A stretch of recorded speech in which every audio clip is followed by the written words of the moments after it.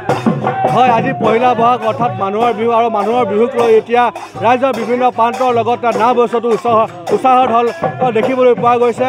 প্ৰতিজন অসমীয়াই এতিয়া এই মানুহৰ বিহুৰ দিনাখন তেওঁলোকে বিহু হুঁচৰি গাই আনন্দ ফূৰ্তি কৰা পৰিলক্ষিত হৈছে। এই মুহূৰ্তত মই নাওবৈচাৰ বিলতীয়া গাঁৱত উপস্থিত আছোঁ আৰু বিলতীয়া গাঁৱৰ সকলো ৰাইজ একগোট হৈ এইদৰে এতিয়া প্ৰতি ঘৰৰ চোতালে চোতালে এইদৰে বিহু আৰু হুঁচৰি গাই তেওঁলোকে আনন্দ উল্লাস কৰা পৰিলক্ষিত হৈছে। আৰু মই পোনে পোনে বিহুৰ মাজলৈ যাব বিচাৰিছোঁ।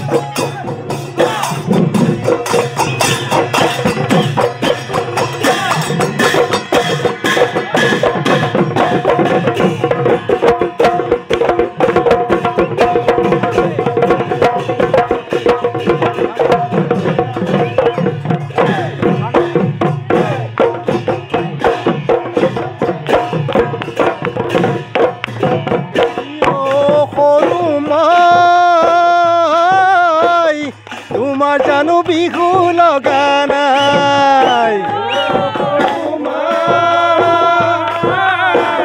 তোমাৰ জানো বিহু লগা নাই, সৰু মাই তোমাৰ জানো বিহু লগা নাই, সৰু মাই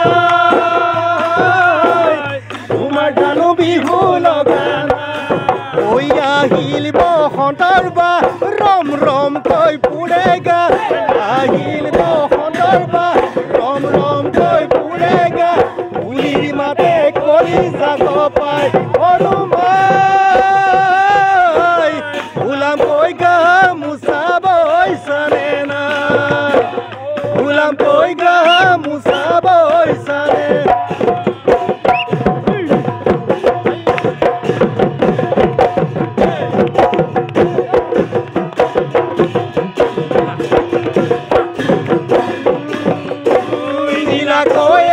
কাষত যেতিয়া বগলী উৰে, নীলাকৈয়া কাষত ঐ সন্ধিয়া সময়ত তোমালৈ মনতে পৰে,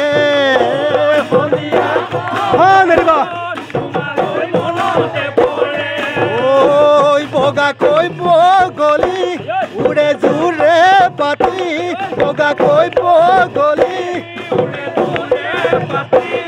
আমাৰ জোৰ পাত দুটা নাই সৰু মাই ওলাম কৈ গামোচা বৈছানে নাই, ওলাম কৈ গামোচা বৈছানে নাই। এতিয়া বিলতীয়া গাঁৱৰ যুৱক যুৱতীসকলে আনন্দ ফূৰ্তি কৰা পৰিলক্ষিত হৈছে। আৰু এই হৈছে বহাগ আৰু অসমীয়া যি স্বাভিমানৰ প্ৰতীক। এই বহাগতে এতিয়া প্ৰতিজন অসমীয়াই এনেদৰে আনন্দ উল্লাস কৰি প্ৰত্যেক ঘৰ স্থলে স্থলে এনেদৰে হুঁচৰি আৰু বিহু গাই তেওঁলোকে আনন্দ উল্লাস কৰা পৰিলক্ষিত হৈছে।